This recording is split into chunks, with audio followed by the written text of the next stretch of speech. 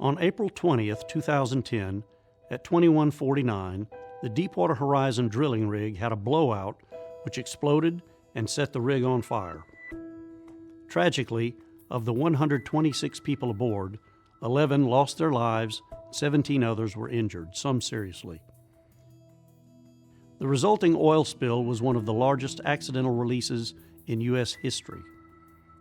In BP, we value safety as our first priority, so it's vital that we truly understand and never forget the lessons from this accident. The crew operating the Deepwater Horizon rig were experienced professionals, just like you. They believed they understood the risks and the precautions they needed to take. However, unfortunately, they experienced a very different outcome to what they expected. The contents of this video are based on the report of the BP investigation team.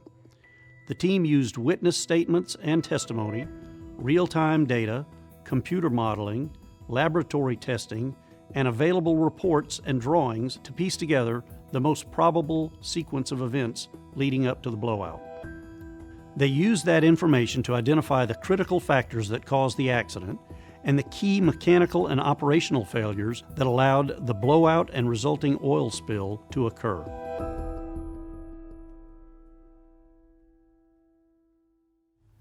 Industrial accidents like this are caused by a chain of events that are often both technical and operational. A single break in the chain of events at any point can stop the disaster. In this video, we're going to look in detail at the links in the chain, including gaps and breaches in the barriers, which led to the blowout and explosion, and the subsequent failure to control the well. To prevent something like this from happening again, we need to understand not just what happened, but why it happened, because the lessons from this event are as relevant today as they were in 2010. Though the particular combination of failures in this accident will most likely never occur in the same manner, by understanding the technical and human factors behind each one, you can help us improve our barrier strengths. Many of the well-controlled barriers that we rely on to keep us safe include a human component, and systematic verification of those barriers is essential to assure they'll work as intended. In this event, 8 separate barriers that could have prevented or mitigated the accident were breached. These fall under 4 critical factors. Well integrity was not established or failed. Hydrocarbons entered the well undetected and well control was lost. Hydrocarbons reached the surface and ignited. And the BOP did not seal the well afterwards. We will begin by looking at the first critical factor, that well integrity was not established or failed. The Macondo prospect was in the Gulf of Mexico. The water depth was 5,000 feet. When the Deepwater Horizon arrived on site in January 2010, the well had already been spudded and 4 strings of casing had been set by the Marianas, Horizon's sister vessel. The Marianas had been moved off after sustaining hurricane damage, and Deepwater Horizon's job was to complete drilling and casing installation. The Macondo formation is approximately 13,000 feet below the seafloor. It is overpressured, but it also has a low fracture strength, meaning there was a narrow margin between pore and fracture pressure while drilling. Mud losses had been a persistent issue while drilling the well, so decisions were made to try to minimize the pressure on the bottom of the hole.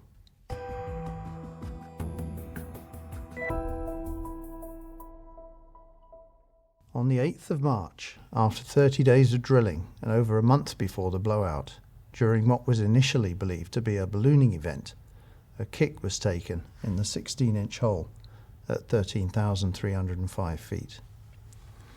It took over 30 minutes before the crew shut the well in, by which point there'd been a 35 to 40 barrel influx.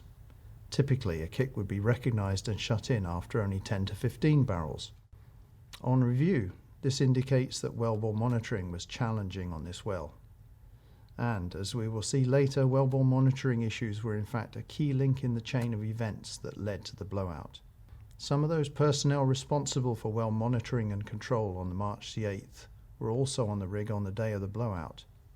How and why certain personnel failed to respond appropriately to the well control issue on April 20th is critical in understanding how operational decisions contributed to this accident. The March the 8th kick resulted in the drill pipe becoming stuck, so they had to sidetrack the well around it, and subsequently had to run contingency 11 7/8 and 9 7/8 liners. After this, drilling successfully reached a depth of 18,360 feet on April the 9th. At this point, the pore and fracture pressure window became so narrow that drilling was not possible without inducing total mud losses. However, they had penetrated the primary target, and after logging, it appeared to be a good reservoir.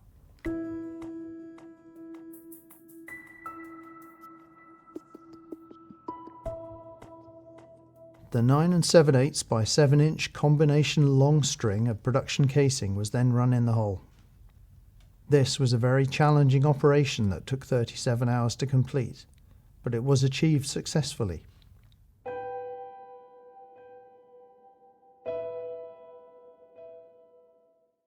After getting the casing to bottom, the next step was to circulate to clear any residual cuttings and provide a clean pathway for the cement. 190 feet above the reamer shoe was an autofill float collar.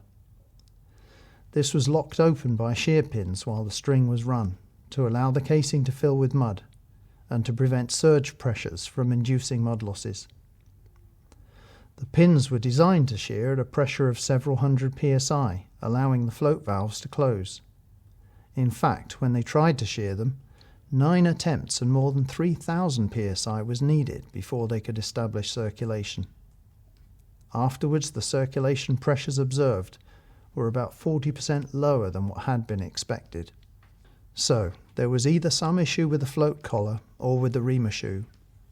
It might have been debris plugging the ports in the reamer shoe or the float collar, but something was not right. And although it's not specifically designed to be a barrier, this one-way valve should hold the cement in place until it sets. So any problems with the float could mean the shoe track barrier system is compromised. Other reports have suggested that the shoe track below the float collar was failed by the excessive overpressure used to shear the float valves.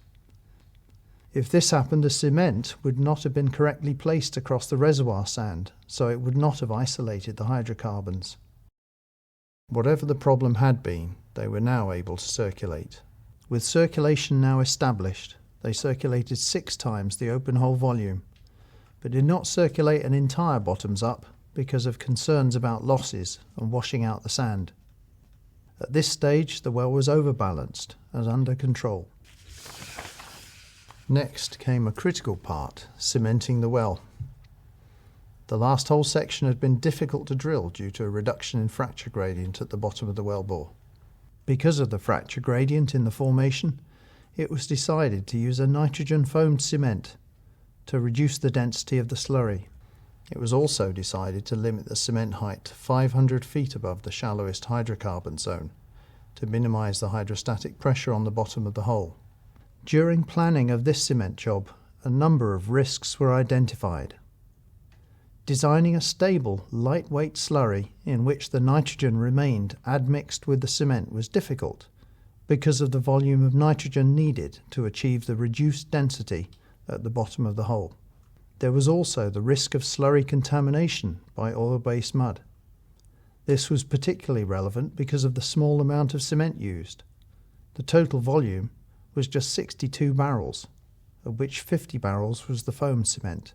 So the slurry stability risk meant that the nitrogen could be released from the foam either during displacement or after it reached the bottom of the hole. The plan was to mitigate this risk by thoroughly pre-testing different slurry designs to ensure the foam was very stable at depth. But this did not happen.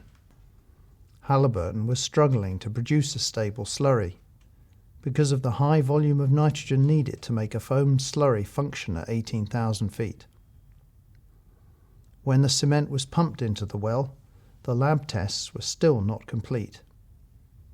But Halliburton did not report the instability to BP, and the BP team relied on the results provided, which indicated the job would be successful. The plan to mitigate the contamination risk was to place the slurry very precisely, so the foam slurry was pumped with small amounts of neat cement ahead of and behind it, based on observed lift pressures and full returns, the job was declared a success. In accordance with a predetermined decision tree in the drilling program, the contingency cement bond log, which could potentially have identified nitrogen breakout or slurry contamination, was cancelled. There was also a late change to the cementing plan concerning centralisation. The simulations run before the job by the cement contractor, Halliburton, suggested that 21 centralisers would be optimal for cementing the shoe track and the casing in the production zone. There were only 6 centralisers on the rig, so 15 more were flown out. But the BP operations team believed that these new centralisers were the wrong type, and there was a risk they could come apart while being run in the hole. So the casing was run with just 6 centralisers. The investigation report concluded that lack of centralisation likely did not contribute to the accident, but the change to the centralisation plan indicates the rig team were having to manage several late changes in the construction of the well. So what was wrong with the cement? As part of the investigation, BP engaged an independent contractor to try to reproduce the foamed cement slurry that was difficult for Halliburton to design. Out of more than 500 tests to replicate the slurry used, not one proved to be stable under surface or downhole conditions. This is one of the failed samples from the lab tests. You can see the original foamed height and the final height of what is now neat cement with a layer of nitrogen above it. The volume of foamed cement, only 50 barrels, was very small compared with the displacement of over 1,000 barrels, which made the slurry susceptible to mud contamination.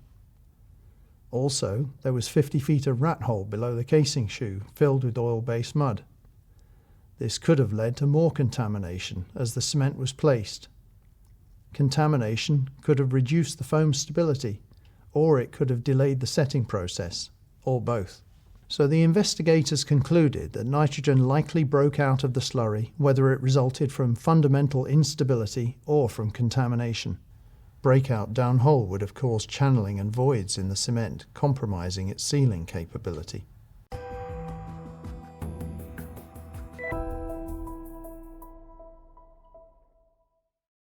Whether the breakout happened during displacement or afterwards, the investigation team found that the first barrier failure was that the annular cement job failed, allowing hydrocarbons to flow into the casing. Now let's look carefully at what the base of the well should have looked like. The rig crew had good reason to believe that the execution of the cement job had gone well. Despite the well depth and all the other difficulties, they'd bumped the plugs and completed the cement job with no losses. All that remained was to set the casing hanger seal, execute the pressure tests, plug the well, ready for suspension and move on. However, the reality downhole was very different. The top of the neat cement in the annulus was understood to be at a depth of 17,260 feet, 844 feet above the top of the reservoir. Below this was the foamed cement, designed to prevent losses into the reservoir and isolate the sands. Below that was a second layer of neat cement that ran up into the shoe. So the shoe track was believed to be impermeable to the passage of hydrocarbons. It's clear from the subsequent accident that the hydrocarbons had not been isolated, and in fact were still in hydraulic communication with the wellbore. The only reason they were not flowing at this time is that the well was still overbalanced. The shoe track itself consisted of 2 main elements, the float collar and the shoe track cement. As we saw earlier, there was a problem with the float collar which could have meant it was damaged or blocked with debris and potentially unable to perform its function of holding the cement in place. The shoe track cement itself was likely also compromised for the same reasons as the foam cement, that is, a small volume and a very large displacement leading to contamination. Also, if nitrogen did break out of the foam cement during displacement, it could have channeled or formed voids in the neat cement in the shoe track as well. After bumping the top wiper plug, the crew bled off the casing pressure to make sure the float valves were holding. There was no apparent backflow, so all seemed well. But we now know the cement had failed. So what was going on? As we know, this cement job was designed to minimize the bottom hole pressure on the formation. This was achieved by using a small amount of base oil spacer plus the light foam cement. Usually, after a cement job, you might see lift pressures of a few hundred psi. Under those circumstances, bleeding off pressure will allow the cement to U-tube back into the casing if the float valves fail, so it's normally a good test of the floats. But the lift pressure on the Macondo cement job was only around 40 psi. That was probably too low to U-tube cement back up inside the casing. So in this unusual case, absence of backflow after bleeding off the lift pressure did not necessarily mean the floats were holding. Analysing the lift pressure would have indicated that the float check was not a good test of the float valves, and that the valves could not be relied on to prevent flow into the casing. That is, even if the valves were not damaged by the excess pressure used to convert the float. Every well is different, and it's essential for any test to calculate what you expect to see beforehand, and to consider whether the actual values observed on the well are telling you that the test has passed or not. The investigation team found that the second barrier failure was that the shoe track barrier didn't isolate the hydrocarbons.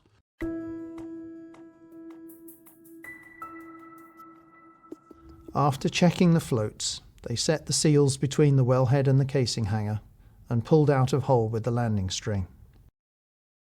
Now we'll look at the second critical factor, that hydrocarbons entered the well undetected and well control was lost. The next job for the crew was to conduct a series of positive and negative pressure tests to confirm the integrity of the wellbore.